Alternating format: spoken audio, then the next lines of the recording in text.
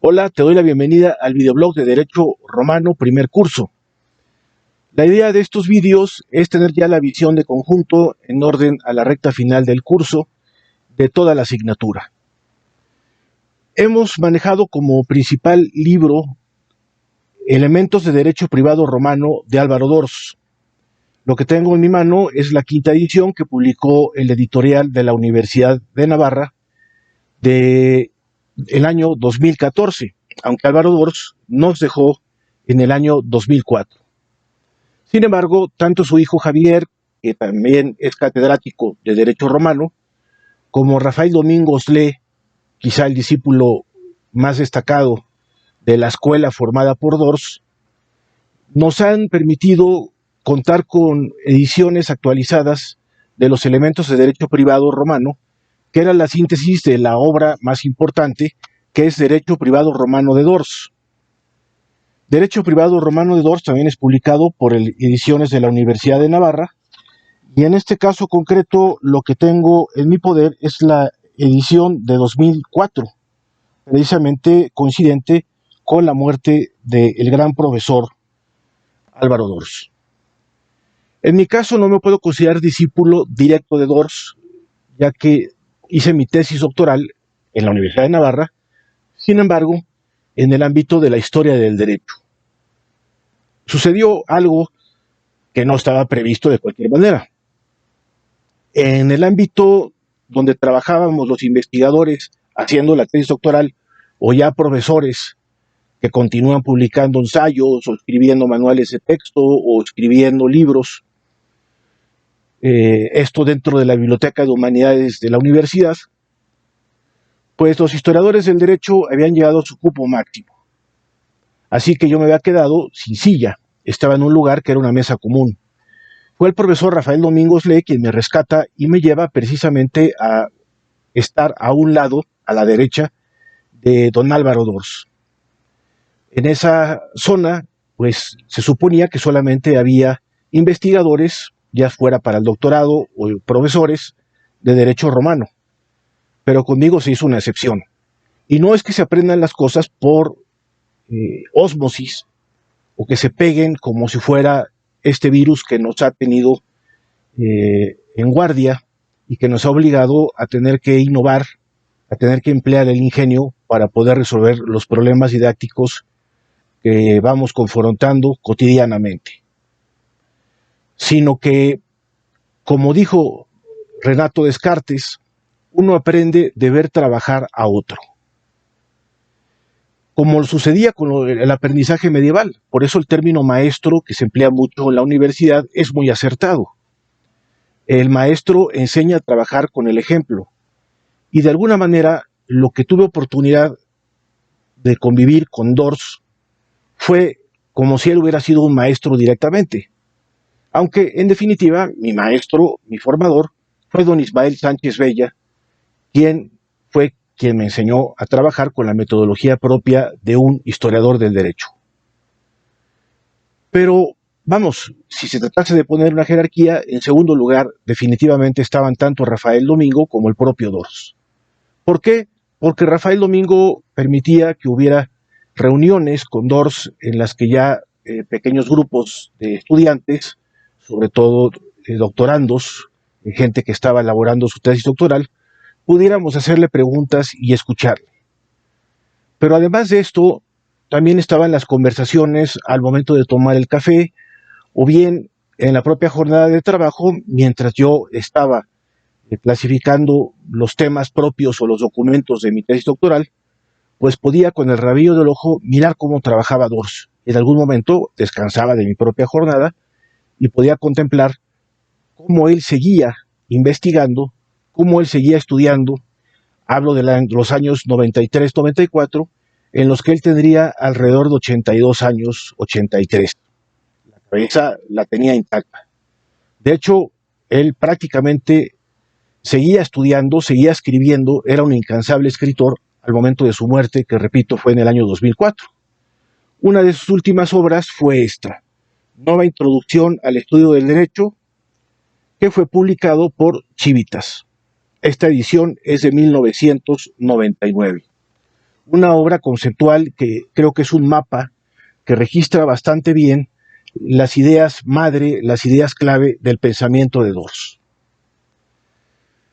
El caso es que en la evolución de la didáctica universitaria, que cada vez tiende más a la simplicidad, esto quizá para ganar tiempo, pero que infortunadamente nos resta el desarrollo de virtudes y de habilidades intelectuales.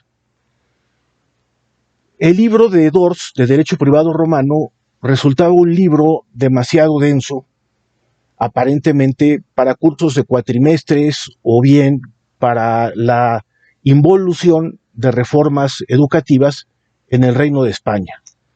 De hecho, actualmente hay una iniciativa prácticamente por aprobarse, en la cual el Ministerio de Educación en España está estableciendo que una persona puede aprobar el bachillerato aún dejando 2 asignaturas en el camino. Vamos, esto hubiera sido impensable en otros tiempos. La exigencia tiene una recompensa, que es la excelencia profesional. Y precisamente uno de los propósitos de Dors era no facilitar las cosas con un libro que tuviese los conocimientos predigeridos como si fuese el alimento de un menor. Lo que pasaba con Dors es un libro que te obliga a comprender lo que estás leyendo. Muchos incluso, por ejemplo, el doctor Jorge Adame Godard, que se encuentra en el Instituto de Investigaciones Jurídicas, pues sí que fueron discípulos directos de Dors. Junto con el profesor Gomesindo Padilla, ya tristemente desaparecido, pues fueron los 2 grandes discípulos que tuvo Dors en México. Repito, yo me formé con Ismael Sánchez Bella, pero pude tener esta experiencia en mi propia vida. ¿Y qué hacía o cómo enseñaba fundamentalmente Jorge Adame? Pues era leer los párrafos de las obras de Dors, que se encuentran divididos así, y cada párrafo pues daba muchísimo para qué comentar, para qué profundizar, dado que Dors había hecho una síntesis incluso en el libro en apariencia más denso. Es una síntesis de cada párrafo en que no sobra ninguna palabra. Podríamos decir que se trata de una capacidad de síntesis que es totalmente sustancial. No hay desperdicio en lo que él nos dice. Y en el párrafo primero, que también se encuentra, valga la redundancia, sintetizado en elementos de derecho privado romano, Dors señala una cuestión que es crucial. ¿Por qué se estudia en la asignatura de derecho romano? Porque, cabe decirlo, lamentablemente muchas escuelas y facultades de derecho están retirando de su currícula aquí en México a esta asignatura. Consideran que no tiene sentido y que vale más la pena cambiarla por la teoría del derecho. En opinión personal, y esto lo comparto además con muchos profesores de derecho romano, realmente no son incompatibles estas 2 asignaturas. La teoría del derecho obedece a una forma de estudiar el derecho que se encuentra contenida en los códigos modernos, mientras que el derecho romano nos forma en hábitos intelectuales que son anteriores al derecho positivo. Y aquí Dors dice lo siguiente, párrafo primero, que se encuentra tanto en elementos de derecho privado romano como en la obra de derecho privado romano per se. La virtud ejemplar del derecho romano, por la que debe seguir siendo estudiado en la actualidad, consiste en haber sido fundamentalmente un derecho científico, es decir, jurisprudencial, y no un orden impuesto por el legislador. Hay una idea aquí muy importante. Es fundamentalmente un derecho científico, es decir, jurisprudencial, y no un orden impuesto por el legislador. ¿Esto qué quiere decir? Desafortunadamente, por una deformación del positivismo educativo, no solamente del positivismo jurídico, aunque también la ciencia suele ser canalizada en el ámbito de las ciencias empíricas, es decir, aquellas ciencias que siguen un método de demostración y cuyos resultados son expresados mediante fórmulas matemáticas. Esto es lo que siguió en su momento Newton al elaborar sus tres leyes. En efecto, la física es una ciencia empírica que permite esa expresión a través del lenguaje matemático. Sin embargo, no se puede negar que incluso la física, como también la química, tienen un ámbito de lo especulativo. Y sin embargo, aunque muchas veces no se demuestren las hipótesis, nadie niega el carácter científico que esto tiene. El problema que se da en México es con las ciencias humanas, las humanidades. Si tienen una entidad científica o tienen una entidad de carácter literaria. Y es un gran problema. Por ejemplo, por influencia de Napoleón, tenemos una facultad de filosofía y letras, cuando en realidad deberían de ser dos facultades per se. Quizá una facultad de letras o de filología, para ser más precisos, y una facultad de filosofía. La filosofía, de hecho, es una ciencia en toda forma, cuya demostrabilidad radica precisamente en la lógica, y que incluso tiene toda una teoría del conocimiento que se conoce como gnoseología, y una filosofía de la ciencia, es decir, una forma de poder valorar, de poder conocer los métodos científicos que por influencia del derecho anglosajón entendemos como epistemología. Cabe decirlo, el nombre también podría ser, si nos basamos lisa y llanamente en la filosofía tradicional, hablaríamos de filosofía de la ciencia. Dicho esto, ¿en qué terreno se encuentra el derecho? Cuando nos dice Dors que es científico, es que implica un conocimiento. Toda ciencia, dice Aristóteles, es un conocimiento cierto de las cosas por sus causas. Con Kant aparecerá el ingrediente, una vez que desarrolla la crítica, de la demostrabilidad, aunque esto algunos juzgan que ya había surgido con Francis Bacon en el siglo XVI y XVII. Es decir, cuando empezamos a buscar el método de ensayo y error, el método de la prueba, de la demostración empírica. Pero la crítica también vale, por ejemplo, para la historia. Una historia crítica siempre será una historia que parta del documento, y por lo tanto no de una afirmación arbitraria, no de lo que quisiéramos que pase, no de lo que resulte una mera ocurrencia o de un deseo. Para eso están las ideologías. Las ideologías carecen de carácter científico precisamente porque sobre todo se componen de deseos. Se componen de ambiciones que a lo mejor pueden ser de buena fe.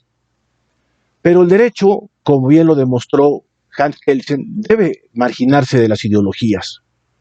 Cuando las ideologías tienen que influir en el derecho positivo, es porque lo están politizando y lo están de alguna manera manipulando, incluso con tal gravedad que podría ser de ese orden jurídico algo impracticable, algo que estaría condenado al fracaso. ¿A qué conocimiento se refiere entonces Dors? Porque lo empata con los jurisprudentes, es decir, los sabios del derecho. Se refiere a la prudencia jurídica, a la jurisprudentia, cuya finalidad tiene el conocimiento del jus, es decir, de lo que pertenece a cada quien. El término jus quique truibere, que es el concepto de justicia, se refiere a darle a cada quien lo suyo. Y es por ello que más que hablar de derecho, los romanos hablaban de jus. Y por tanto, como nos dice aquí en la introducción al estudio del derecho, lo que es conforme al jus es lo contrario a la injuria, es decir, la conducta contraria a derecho. Jus no es otra cosa que lo que pertenece a cada quien. Jus es lo justo concreto. Por ejemplo, hace referencia a la propiedad que nosotros tenemos sobre estas gafas o sobre un automóvil. Es lo justo concreto, es una cosa concreta, una cosa determinable. Y efectivamente ya habrá un remedio jurídico, habrá un discernimiento sobre qué título, es decir, qué fundamento tenemos sobre cada cosa. Hasta aquí el primer vídeo y nos veremos en el que sigue.